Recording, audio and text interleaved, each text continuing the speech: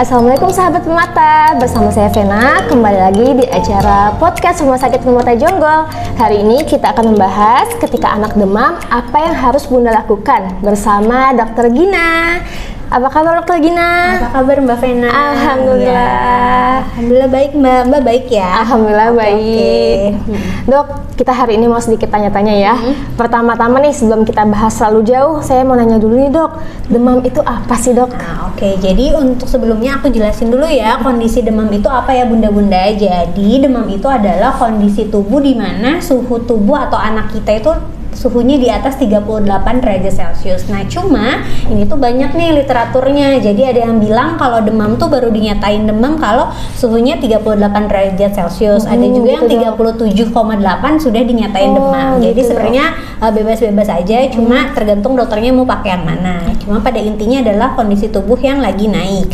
Nah, sebenarnya nih Bunda-Bunda sekalian di rumah, demam ini merupakan kondisi tubuh di mana ini merupakan respon dari tubuh kita kalau tubuh kita tuh sedang melawan kuman atau infeksi nih Mbak. Gitu dong, kuman atau infeksi ya. Iya benar. Jadi prosesnya itu sendiri nih, kalau misalnya tubuh kita lagi terserang kuman atau infeksi, nanti tubuh kita itu akan cenderung menaikkan suhu tubuhnya untuk melawan si virus atau bakteri yang masuk ke dalam tubuh kita. Nah, saat proses menaikkan suhunya itu, nanti tubuh anak kita atau kita pasti akan jadi menggigil dulu, terus tangan kakinya biasanya mulai dingin-dingin dulu. Udah belum nih demamnya. Nah, nanti setelah itu suhu tubuhnya akan demam. Nah, setelah suhu tubuhnya nanti akan demam, nah sudah dalam keadaan demam, nanti kalau respon untuk menurunkan suhu tubuhnya nanti biasanya keringetan. Nah, dari keringetan itu adalah respon untuk menurunkan suhu tubuhnya. Jadi saya mau kasih tahu nih, kalau ayah bunda kan kadang-kadang suka, gimana nih anaknya kayak menggigil atau kayak tangan dan kakinya dingin. Jadi nggak usah panik, itu merupakan salah satu proses dari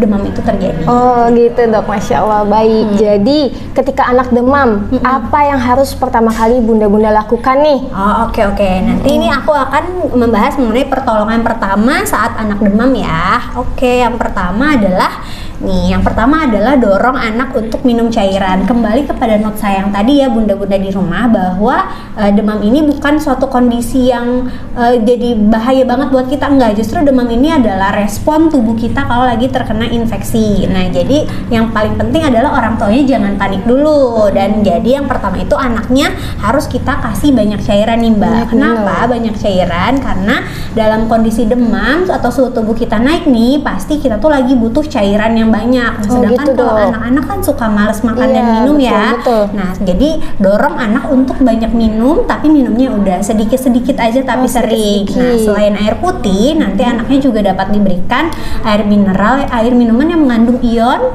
atau jus juga boleh, atau sup ayam juga boleh. Aja yang anaknya suka ya. Oke, baik Dok. Oh iya, mitos dan fakta. Mitos atau fakta nih Dok. Ketika anak demam itu, apakah harus dikasih selimut yang tebal atau baju yang tebal? Ya ini ke pembahasan selanjutnya nih, bahwa kalau misalnya anak-anak kan kadang-kadang tuh kalau lagi demam ya udah kita kasih selimut atau baju yang tebal aja nih supaya demamnya cepat turun. Nah, ini salah ya Bunda-Bunda di rumah. Justru karena tadi suhu tubuhnya lagi naik nih, kalau kita kasih selimut yang tebal, terus kasih baju-baju yang tebal, justru tubuhnya anak yang harusnya suhunya itu jadi turun tuh jadi susah nih. Jadi nanti panasnya akan semakin terperangkap di dalam tubuh anaknya. Jadi jangan dikasih baju yang tebal-tebal atau selimut yang tebal ya. Justru anaknya boleh dikasih baju yang dingin-dingin aja. Dingin-dingin ya Dok ya. Terus kemudian mitos atau fakta lagi, ketika anak demam dikompres air hangat atau dingin. Nah, ini juga suka jadi pertanyaan kalau kita bilang nanti anaknya dikompres ya, terus pastinya kompresnya pakai air hangat atau dingin ya gitu. Tapi kalau misalnya kita mikir kan, kalau misalnya panas biasanya logikanya harusnya dikasihnya air dingin ya. Nah, tapi ternyata enggak nih ibu-ibu. Justru kalau misalnya anaknya lagi demam, yang harus kita kasih itu adalah kompresnya pakai air hangat. Oh gitu nah, dong. Mekanismenya sama nih kayak penjelasan tadi, bahwa dalam kondisi anaknya sedang demam, kalau kita kompres pakai air dingin justru nanti si demamnya juga nggak akan jadi cepat turun dengan kita kompres dikompres pakai air hangat, nanti demamnya juga akan cepat turun. Oh gitu. Ya. Jadi kompensasinya kayak gitu. Nah Oke. itu baik. Terus kemudian kapan waktu untuk memberikan obat?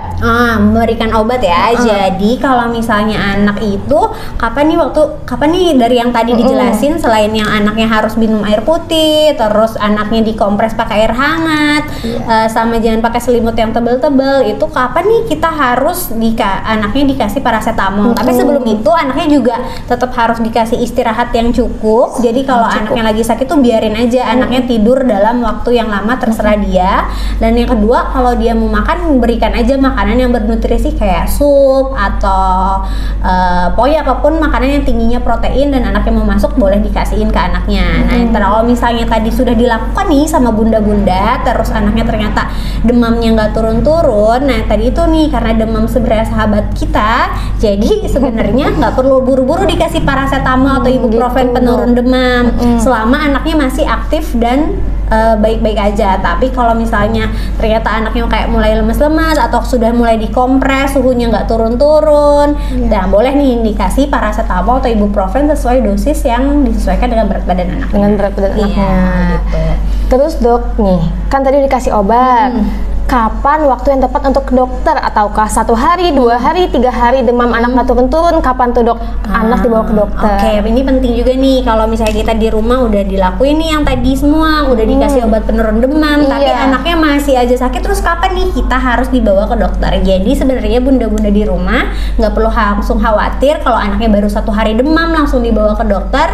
Tidak perlu, asal anaknya masih dalam keadaan aktif dan baik-baik aja ya. Anaknya masih bisa diobatin dulu di rumah dan diobservasi di rumah.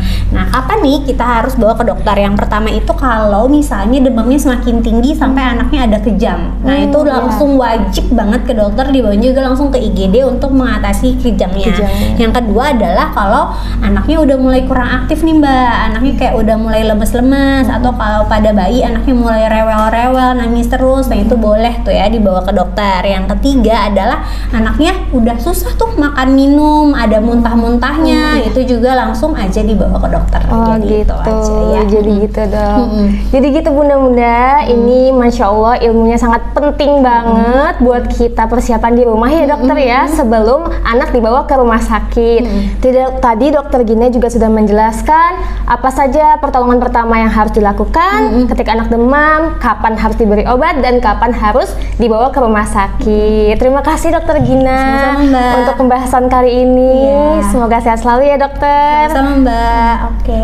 Baik teman-teman, sekian untuk podcast hari ini. Sampai bertemu di podcast selanjutnya. Wassalamualaikum warahmatullahi wabarakatuh.